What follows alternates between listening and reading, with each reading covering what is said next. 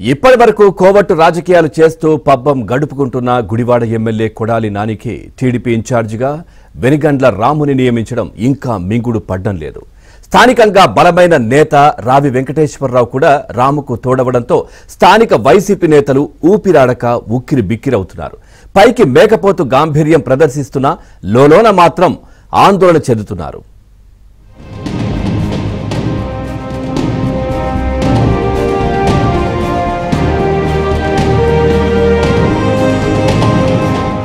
రాజకీయ చైతన్యం కలిగిన కృష్ణా జిల్లా గుడివాడ రాజకీయాలు శరవేగంగా మారిపోతున్నాయి. గుడివాడలో వైసీపీ ఎమ్మెల్యే కొడాలి నానికి చెక్ పెట్టేందుకు టీడీపీ అధినాయకత్వం తీసుకున్న చర్యలు సత్ఫలితాలనిస్తున్నాయి. ఇన్నాళ్లు ఉప్పు నిప్పులాగా ఉన్న రావి వెంకటేశ్వరరావు, వెనిగండ్ల రాము ఇప్పుడు పాలు నీళ్ల మాదిరిగా కలిసిపోవడంతో ఇక గుడివాడలో జెండా ఎగరడం ఖాయమని టీడీపీ శ్రేణులు భావిస్తున్నాయి.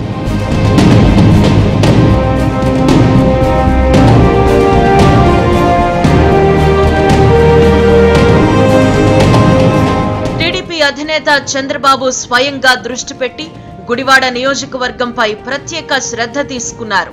మదగజం లాంటి కొడాలి నానిని ఎదుర్కోవాలంటే బలమైన అభ్యర్థిని రంగంలోకి దించాలని ఆయన చేసిన మార్పులు ఫ్యాన్ పార్టీ నేతల గుండెల్లో రైళ్లు పరిగెత్తిస్తున్నాయి. నిన్న గుడివాడలో జరిగిన నియోజకవర్గ విస్తృత స్థాయి సమావేశంలో విభేదాలన్నీ పక్కన పెట్టిన టీడీపీ నేతలంతా కొడాలి నానిని ఓడించాలి అన్న లక్ష్యంతో ఒక్కటయ్యారు. ఇకపై అంతా కలిసికట్టుగా పనిచేయాలని నిర్ణయించుకున్నారు. రాష్ట్ర విభజన తరువాత జరిగిన 2014 ఎన్నికల్లో టీడీపీ అభ్యర్థిగా పోటీ చేసిన రావి వెంకటేశ్వరరావు కొడాలి నానిపై పోటీ చేసి ఓడినా పార్టీ ఇన్ఛార్జిగా కొనసాగారు. 2019 ఎన్నికల్లో గుడివాడ నుంచి టీడీపీ అభ్యర్థిగా పోటీ చేసిన దేవినేని అవినాష్ వైసీపీ గాలి ఇతర రాజకీయ కారణాలతో ఓటమి పాలయ్యారు. తదనంతరం ఆయన వైసీపీలో చేరడంతో మాజీ ఎమ్మెల్యే రావి వెంకటేశ్వరరావుకు తిరిగి గుడివాడ ఇన్ఛార్జి బాధ్యతలు అప్పగించారు.